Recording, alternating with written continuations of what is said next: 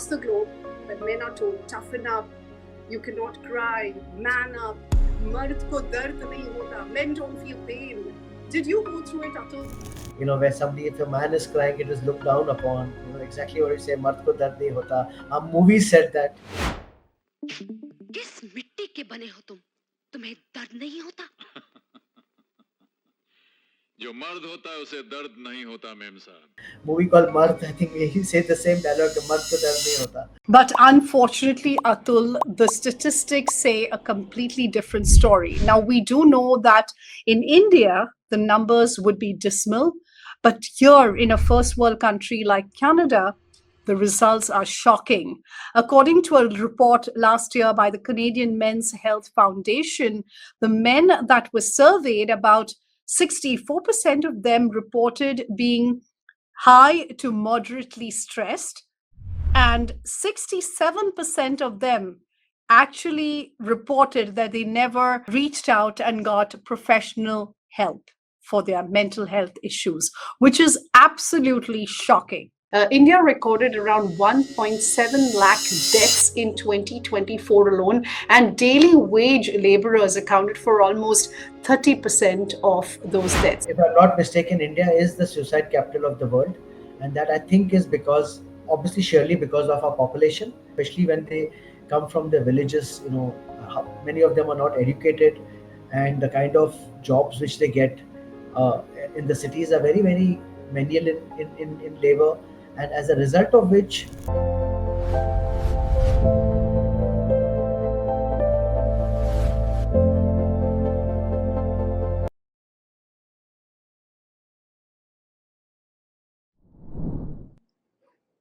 I've been doing this for more than 20 years now. Radio, conversations, interviews, Dubai, India, Hong Kong, and even now here in Vancouver. And across every culture that I've lived in, I've realized that there's one thing that stays stubbornly the same. It is the way we raise our boys to believe that feeling is a sign of weakness. Don't cry, man up, handle it. Mard ko dard nahi hota. And then we're surprised when they cannot ask for help. And that's why on TBH, to be honest with Natasha, we're going to unpack just that. We're going to have those conversations that we should have had a long time ago. And for the very first episode, I wanted someone who actually knows what's it like to carry the weight of expectations, the weight of having it all sorted, the corporate title, the family man, the family business, the sorted life, and then have the courage to say, I am going to do something different. I want to feel different. So here's presenting CEO turned stand-up comic. He has a Netflix special. He's performed alongside some of the greats at Just for Laughs in Sydney, Australia.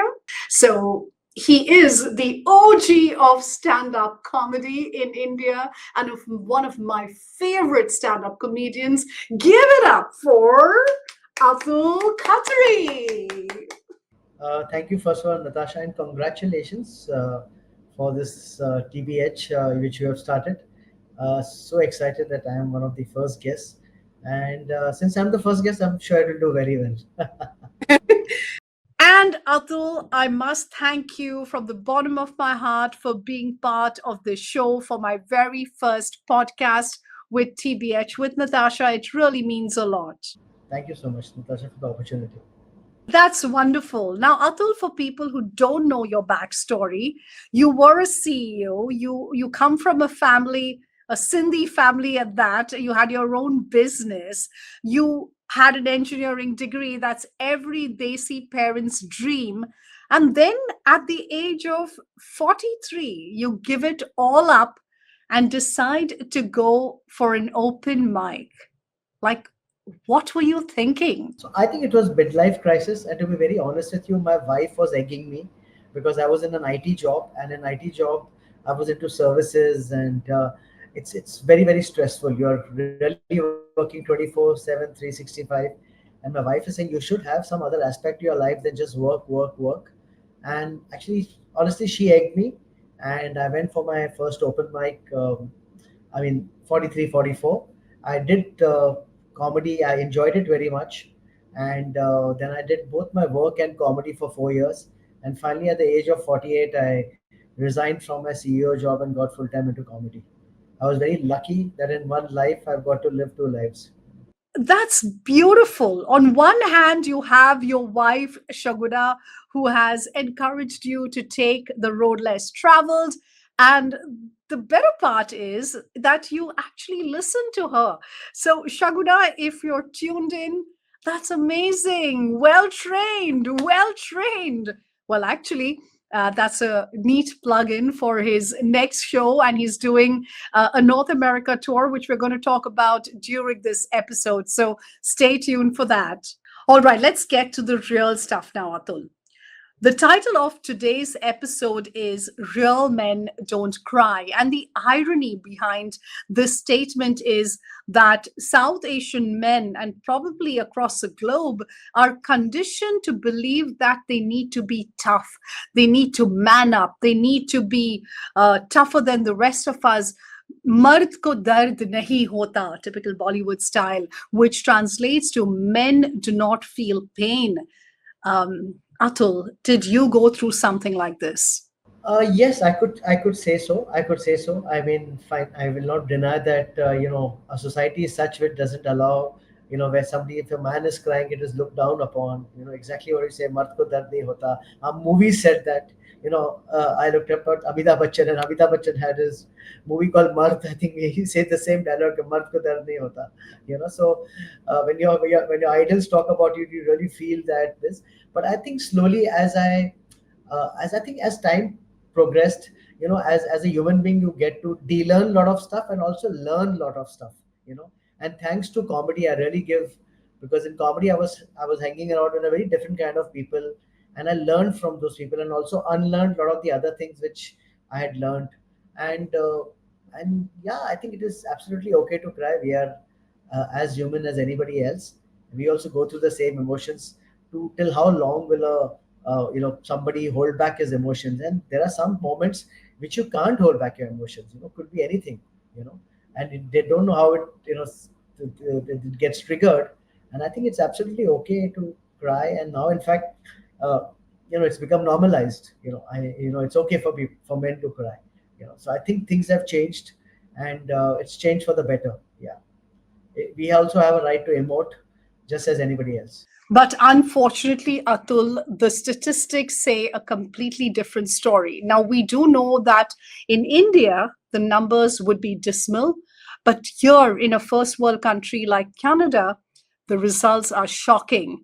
According to a report last year by the Canadian Men's Health Foundation, the men that were surveyed, about 64% of them reported being high to moderately stressed, and 67% of them actually reported that they never reached out and got professional help for their mental health issues, which is absolutely shocking. Yeah, very shocking to hear that. I thought probably in a country like Canada, as you said, is the first world country. I thought, where I think they very openly discuss mental health issues at a very, very young age. I'm quite, surprised and shocked to hear this actually. I think it is absolutely okay. I was also very fortunate in my life that I had my elder sister who is a psychiatrist. So, she's been practicing now for more than 35, 36 years. And I remember when she also had gone into psychiatry, after doing her medicine, when you do your specialization, our relatives used to tell my parents that "Arey, ye to pagal ki doctor hai," how it is, but I think my parents really supported her.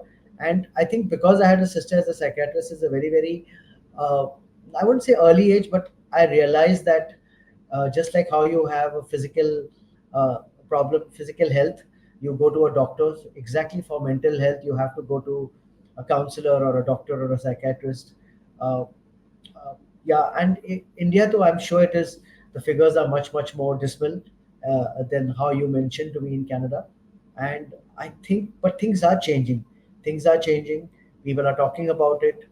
Celebrities are talking about it. It's become very normal. I've heard in like South Bombay circles and in the elite circles, everybody proudly says, I have a therapist. You know, so I think that is changing. It's okay to take mental health, just like how it's okay to take health when anything happens to you medically, physically. Yeah.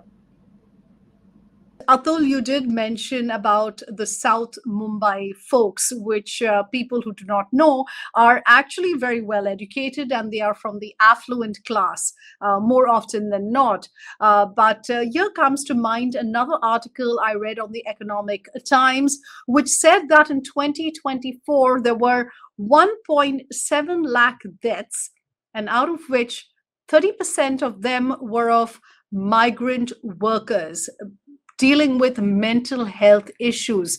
And this is where the big class divide in accessibility to mental health resources comes to the fore. And that is why we need to have this conversation to make sure that people across classes have access to these facilities and are made aware of how important mental health uh, is to them and to their family and to their loved ones around them. Yeah, absolutely. Even in India, forget mental health. Even regular health. There is so much of in cities like big cities like Mumbai, Delhi. Still, there are hospitals. But if you go to a slightly class B, class C city, like I understand. I hope I'm wrong, but what I know, what I recollect, even a city like Goa, which is so much there on the tourist map, has only one big nice hospital. So medical facilities in India really, really, Uh, require a lot of upgrading, uh, and and now you're talking about mental health. So I can only imagine what kind of crisis must be there, or in terms of just the availability of mental health professionals vis-a-vis the number of people who are suffering from this illness. Like, I And know for a since fact, if I'm not mistaken, India is the suicide capital of the world, and that I think is because, obviously, surely because of our population. Uh, so, and also, yeah, I think when you talked about migrant workers, they really go through a lot over here, and especially when they come from the villages. Many of them are not educated, and the kind of jobs which they get uh, in the cities are very, very manual in labor, and as a result of which, I can only imagine what they must be going through, trying to make two ends meet, and then also in all that trying to send money back home. So it's a very, very big issue, and we have a long way to do in terms of addressing that, especially in India. And Atul, for people who are wondering why have I called a stand-up comedian to talk about mental health, I'd like to bring to the fore the very special collaboration that you have with your sister, who's a psychiatrist, Dr. Anjali Chabria, and it's called The Shrink and the Nut. And it was to reach out to the youth of India, talking to them about mental health. So tell us a little bit about it. Yes. So what happened was that this is before the pandemic. I lost a friend to suicide, and very normal looking, absolutely fine. Never there was nothing on his face. And then one fine day we came to know he took the committed suicide. And very I was very, very disturbed. So I reached out to my sister that how can somebody who looks so normal from outside, who you meet, he was my neighbor. I used to say hi to him, and one fine day we just came to know he committed suicide. And that's when I started. Dr. Anjali Chabra, my sister, had a book called "Death Is Not the Answer." So she said, "You first read the book." So I read the book. It's still available. It's called "Death Is Not the Answer." It was actually, I think, India's first book on suicide awareness, and then I came to know, read so much about it, and I told Anjali we have to do something about it. So, and she explained to me there are three major groups in India which have suffer from a lot of serious illness, mental health illness. One is obviously the children. When I say children, means people in their teens, kids in their teens, right from, you could say, 14 to 16, 18, 20, 25. The second is women who go through postpartum depression, after pregnancy. And third is the senior citizens. So I said, okay, let's at first address the students. So Anjali and me along with the Rotary Club of some of the Rotary clubs in Mumbai. We started going to schools, colleges. It was a free of cost initiative. We're not charging anything. Uh, the idea of this was to create something called as mental health warriors. As I told you, the I think at for that I hope I got my statistics right, but at one time, India has got 1.4 billion people. I think there are just some 9 or 10,000 psychiatrists. That's it. You know, so there's so much of a difference in just in terms of the demand and supply. And the thing is that uh, children don't know. So what happens in when you're in school or you're in college, you form your best friendships there. You have a group of 5 friends, 6 friends. I'm sure you would have had. In my engineering college, we were 6 of us. We were thick as thieves. We're still one of the best friends. And the idea is that if you see if any of your friends suddenly their grades are coming down, they stopped attending college, they started drinking a lot, they started taking drugs, they're taking just that they have fallen off the grid. The idea is you don't give your gyan. Don't say, chalo, chalo, let's go for a holiday. Come on, let's go for a drink. Let's go, Uh, your idea is to just pick up the person. First of all, recognize the signs. And secondly, is pick that person up and take it to the nearest mental health counselor. And you'll be surprised when you went to so many schools and colleges. Schools, colleges, India, slightly the better ones, they have their own mental health professionals or counselors in house working in the school, but students even didn't know that basic thing. We went to a third year engineering college, where third year engineering college, I think the average age of people must be around 17 or 18, you know and or maybe more, sorry. And we asked them that, how many of you exercise every day, you know and just a handful of hands went up. People who play maybe football for the college or cricket for the college. Rest of them, kids don't exercise. And there's such a direct relation to exercise vis-a-vis, the serotonin levels, the chemicals in your body which give positive endorphins, hormones. So basic things like that we went to colleges, and I think we addressed more than 35-40,000 students. This campaign is still not over. We still do it. We do it occasionally. We have also done many sessions for corporates online where we talk about mental health issues. Once I'll tell you, Anjali told me, Atul, are you free on so and so day? We have to conduct this, the shrink and the nut in a medical college. I said, okay, to whom? And she said they are basically third year or fourth year uh, doctors, like people who are studying medicine, MBBS. You know, I said, come on, Anjali, they must be knowing about mental health. She says, no. So in the entire course of MBBS, mental health is just like in one semester, one topic. So so what happens is even the regular doctors don't cannot understand. So when they see, they can't understand a patient. So a patient who's not slept for so many days, who's going through some sleep cycles have disturbed, their thing never goes to maybe the person has a mental health issue. So we went and educated doctors, and the kind of question where doctors were asking us, there's no different than what students were asking us. So that's the kind of awareness which is required in India. So it's a very very big task, and we are trying our best slowly and steadily to do whatever we can. That's Fortunately, I have absolutely. the yeah, fortunately, I have the support of my sister, who's a renowned psychiatrist. And the reason why I go into that, again, as your question, why is a comedian into it? The thing is, if Anjali goes and gives a talk, I'm coming to talk about mental health issues. Students won't come. So we gave it a quirky name, the Shrink and the Nut. Obviously, she is the shrink, I'm the nut. I go and I do 5-10 minutes of stand-up comedy, ease the room, and then I'm just asking Anjali questions, and she answers. And then we have some set questions which we ask, and in that we share a lot of personal stories, and just try to lighten up the room and make it very very normal conversations. And Natasha, the beauty of this, when it's around 90-minute kind of a session, and then we open it up for Q&A with the students, and the kind of questions which come, the kind of revelations which come, it is crazy. Like when we spoke about this, in one college, one young girl, she stood up and said, first time somebody's talking something which I'm understanding. And then she puts her sleeve down, and she said, I've tried to commit suicide thrice in the last 6 months. And her best friend sitting next to her don't even know. They start crying over that. They didn't know that their best friend was trying to commit suicide. The college principal starts crying because she didn't know this was happening in a college. Everybody thinks it's all fine. Students just get tense when there's exams, and like It's crazy. Like in most school colleges in Mumbai, outside the college, where they sell cigarettes, those guys used to even sell drugs, and the college doesn't even know about it. So it's like it's a big issue, and whatever how much ever we do, it's still very very little.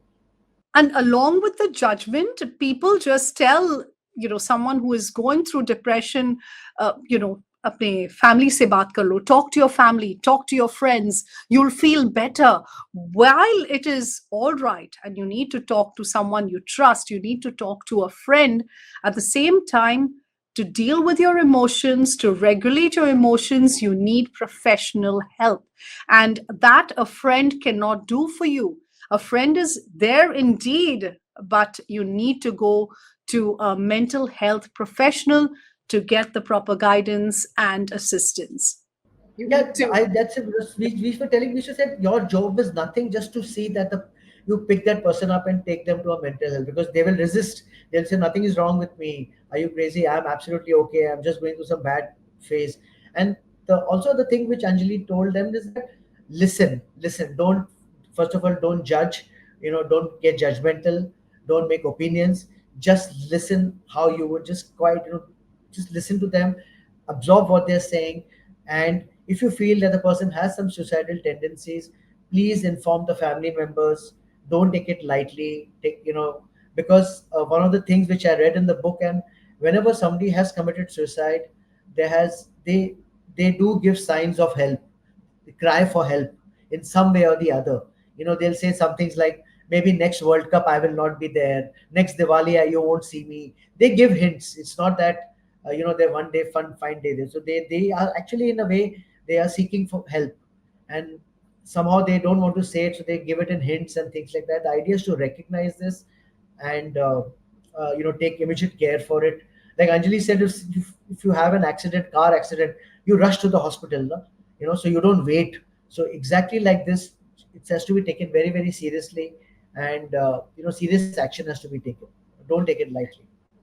And to add to it, Atul, I came across another article which spoke about how the emotional quotient link is actually missing, where men do not know how to recognize these emotions, whether it is in their professional life, personal life, or it is something to do with turbulence with their health or financial issues, or maybe some kind of abuse which they're going through. And then at the same time, once they do not recognize those emotions, they cannot seek help for depression, for anxiety, for any of their mental health issues.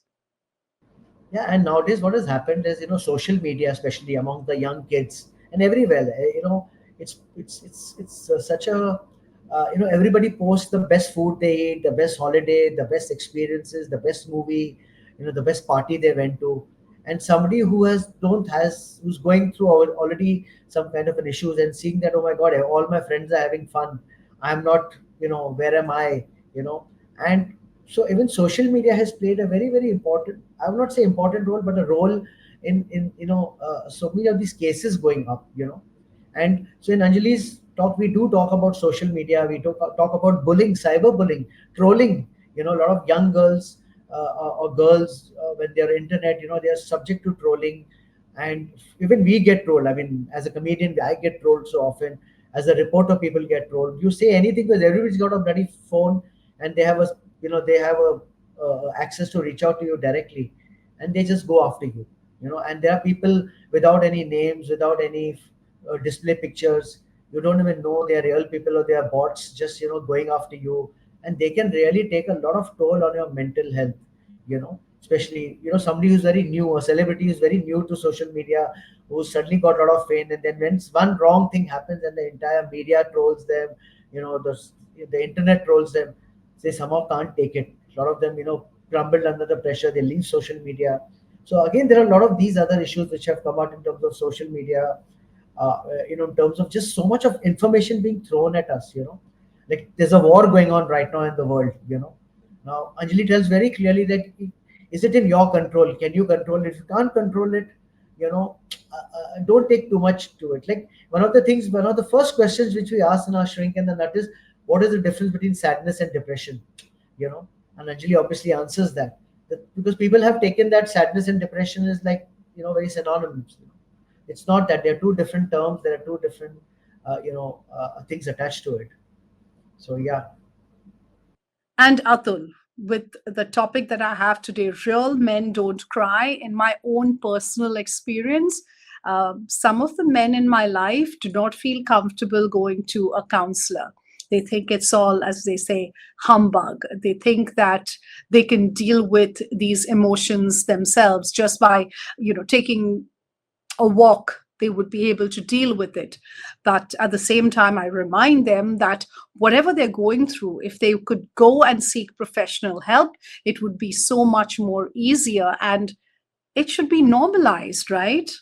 The thing is that uh, uh, today also a lot of the thing which is there is that people sometimes find therapy expensive. They find, oh, I have to go and wait, therapists are busy. Now a lot of these things are done online today. There are online, there are call centers available, there are helplines available, especially in India also. And so there are a lot of people, when they don't want to go to a mental health professional, they come up with a lot of excuses. Oh no, it'll be very expensive, I don't think I'll be able to afford it. Like suppose a woman is going through it, saying, oh fine, at the end of it I have to pay the doctor's bills, my husband will come to know because I'm swiping the credit card which he is shared between us. So a lot of these things, very very practical things, come up in this.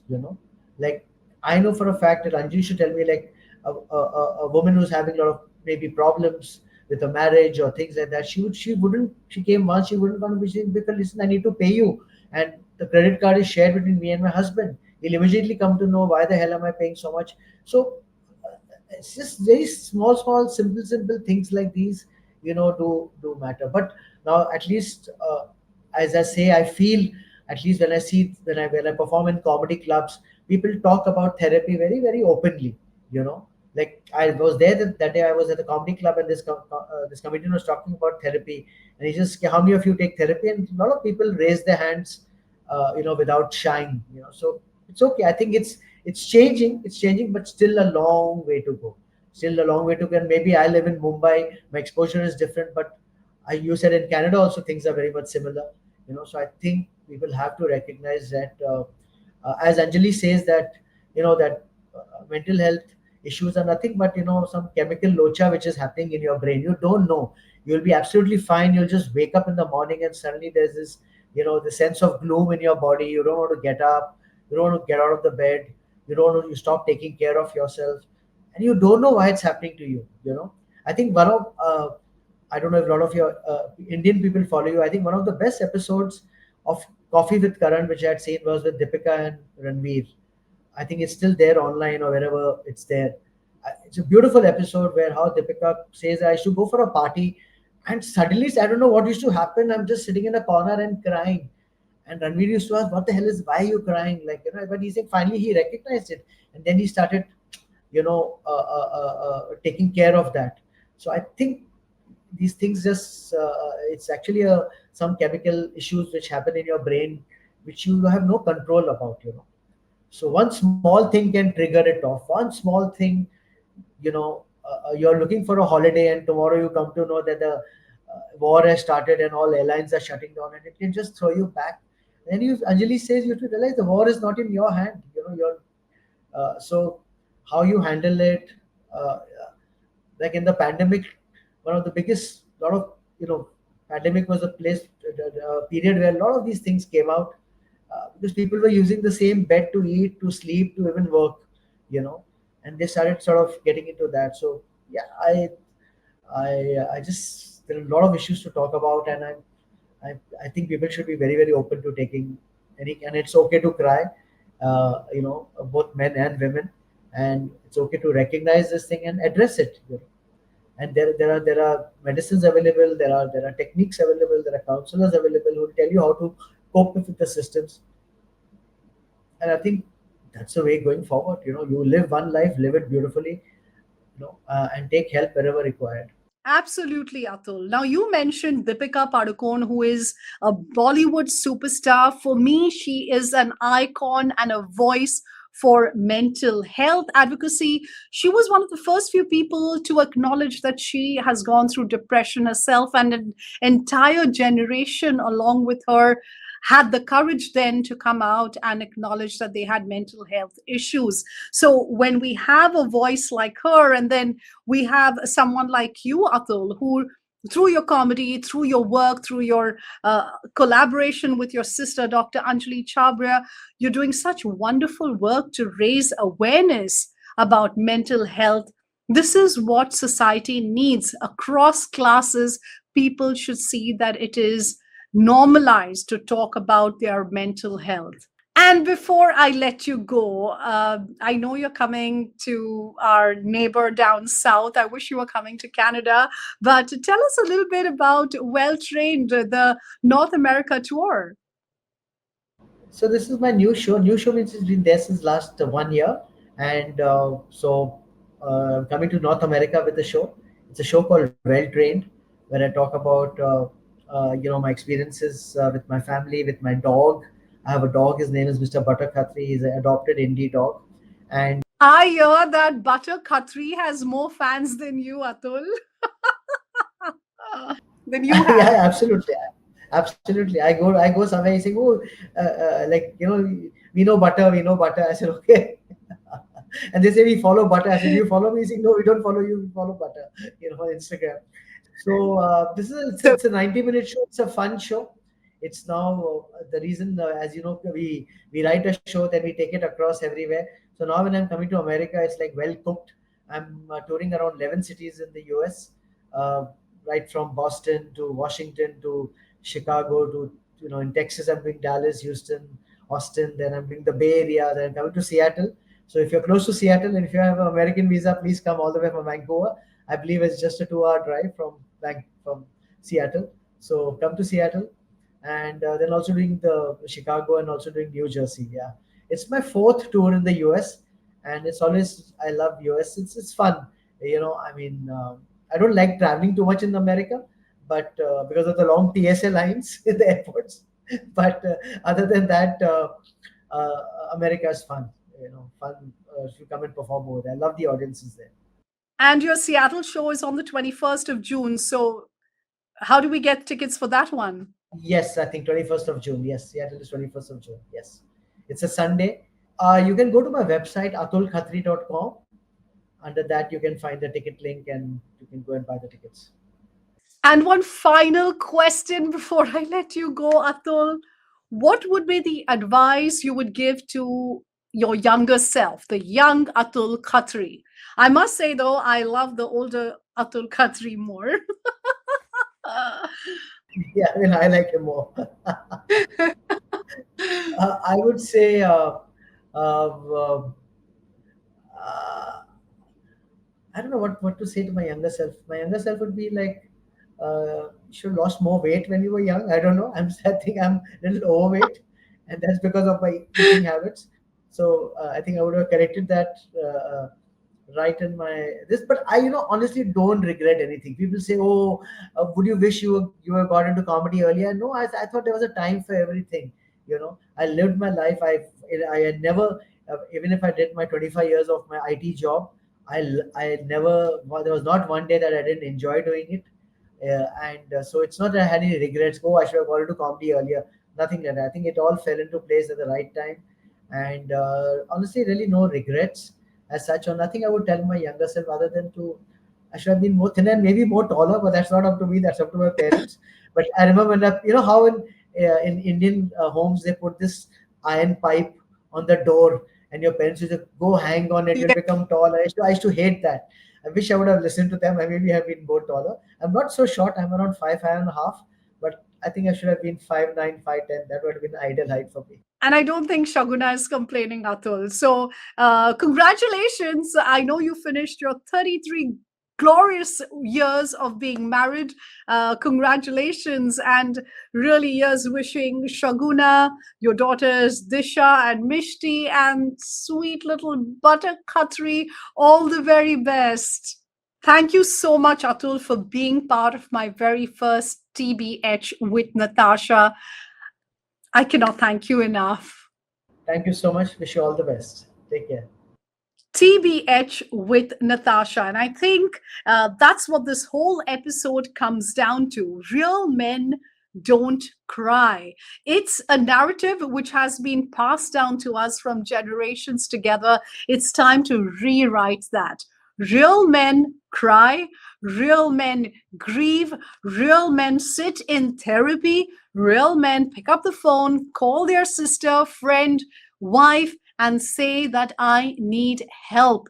And real men like Atul actually realize that they want to do something different, and at 43 take the road less traveled and use their platform to make sure that no one else suffers in silence anymore. If you or someone you know is struggling, please reach out for help. You can call a friend you trust. You can call the crisis helpline in your area. If you're in Canada, the number to text or call on is 988. The support is available 24 hours a day, 7 days a week. You don't have to carry this alone. And if this conversation resonated with you, my dear friends, do share it, send it to someone who might need to hear it, and join me next time for another honest conversation that's real, raw, and unfiltered. That's it from me, Natasha Mendes. Thank you for being honest with me.